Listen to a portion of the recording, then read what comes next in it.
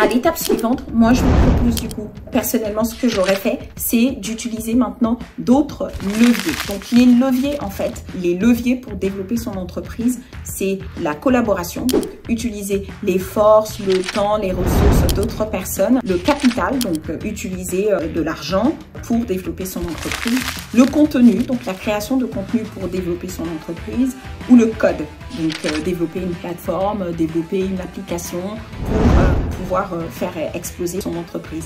Donc vraiment en fonction d'où est-ce que vous avez commencé. Si vous avez commencé donc par la création de contenu, donc vraiment développer la création de contenu, donc développer ce levier, et ensuite voir comment est-ce que vous pouvez utiliser la collaboration en embauchant ou en créant des partenariats avec d'autres personnes. Ça, c'est de la collaboration, donc le capital humain pour développer son entreprise. Ça va vous permettre d'attirer beaucoup plus de personnes et de développer encore plus votre chiffre d'affaires. Ou bien, en fait, investir, donc investir des capitaux. Donc là, à ce moment, vous pouvez investir des capitaux peut-être dans votre solution, dans votre MVP, dans votre communication, donc investir des capitaux.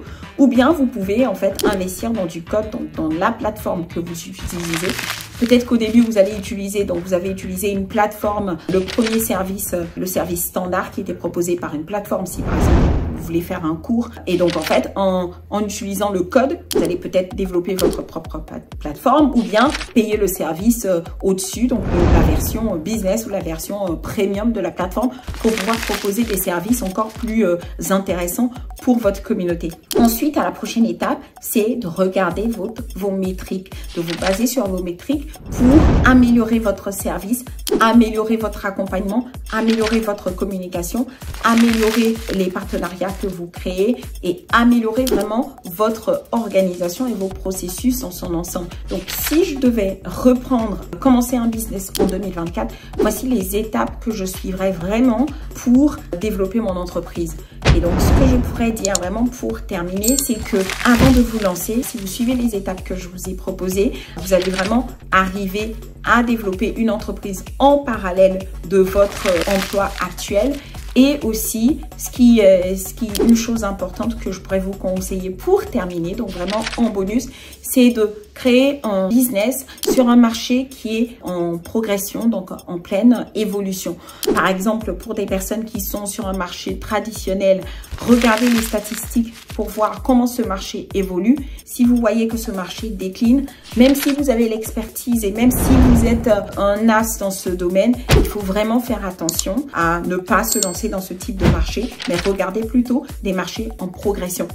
Par exemple, le marché des hôtels, si je dois prendre cet exemple, il est vraiment en décroissance parce que c'est un marché qui a été bouleversé avec le digital. Donc vraiment, si vous êtes dans un marché traditionnel, essayez de vous positionner sur un marché qui est plutôt en pleine croissance, un marché qui va utiliser le digital ou les nouvelles technologies. Et là, vous savez que du coup, vous n'êtes pas en déclin.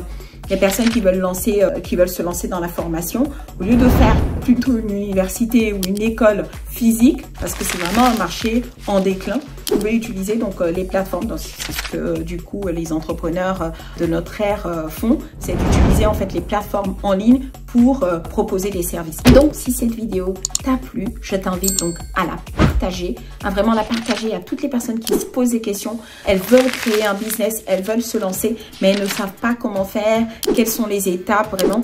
Moi, c'est au bout de 8 ans, j'ai aussi lancé des business sans forcément être formée. J'ai fait plusieurs erreurs, mais j'avais pas forcément le capital pour. Donc vraiment, c'est toutes les leçons que j'ai tirées depuis ces années où j'ai testé, lancé des business et fait des échecs.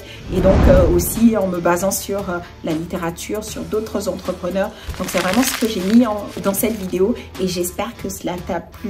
N'hésite pas à t'abonner, à rejoindre le groupe Telegram dans lequel je partage mon quotidien, les outils que je mets en place pour aider des personnes qui travaillent dans le milieu IT, dans le domaine IT et qui veulent devenir consultantes indépendantes. Je partage aussi des missions pour des consultants indépendants. N'hésite pas aussi à aller sur le site visbold.com qui est un site en fait sur lequel je partage du coup, j'écris des articles sur des entrepreneurs, sur des success stories, sur des thématiques donc liées à la finance, à l'économie, des personnes qui ont réussi, vraiment pour se motiver, pour garder vraiment l'esprit alerte et tourner vraiment business. Donc voilà, moi je te dis à la semaine prochaine et je te remercie d'avoir regardé cette vidéo.